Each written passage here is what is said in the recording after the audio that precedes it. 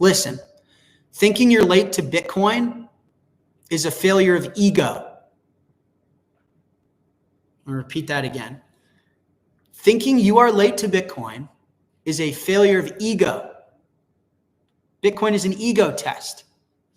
Late to Bitcoin, according to who? Oh, you're comparing yourself to your childhood friend. Oh, you're comparing yourself to people on the internet. Oh, you're comparing yourself to your coworker. That's why you think you're late. What is that? That's a failure of your ego. That's an insecure, small person. All of those, that has nothing to do with Bitcoin. You think you're late to Bitcoin? Michael Saylor just bought $2 billion worth of it. You're late? Where? How? Bitcoin's an ego test. As soon as you can sacrifice your ego and say, I'm not bigger than this thing, I can't control this thing, I am one with this thing is more important than me, it's bigger than me, it's when you become a Bitcoiner. You join the network, you have every single equal right with everyone else on the network. There's no hierarchy, rules with no rulers. That's when you become a Bitcoiner. So I think thinking that you're late to Bitcoin is a failure of ego. Stop comparing yourself to other people. Listen, at the end of the day, you got to put your money somewhere. You got to put your time and energy, your effort, your labor somewhere, right? You get up, you go to work, you contribute to this world. You got to store that value somewhere. You're not going to store it in the best place to store it in human history because you're comparing yourself to your friend? What type of man are you? Come on. So I don't know. I just don't get that. Don't compare yourself to other people.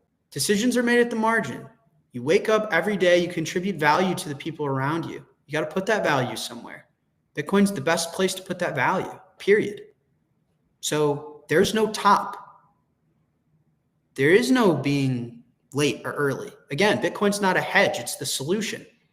Every single day that you wake up and you do things for others, you create value for society, and you have to store that value. You put it in Bitcoin, obviously. If you do want to compare yourself to other people, if you don't want to take Jack's analogy, or you don't want to take his buck up and man up perspective, if you want to compare yourself to other people, don't compare yourself to the dude that bought Bitcoin at $10 and miraculously held, which most of the people that bought at 10 didn't hold, by the way. But let's say your buddy tells you that.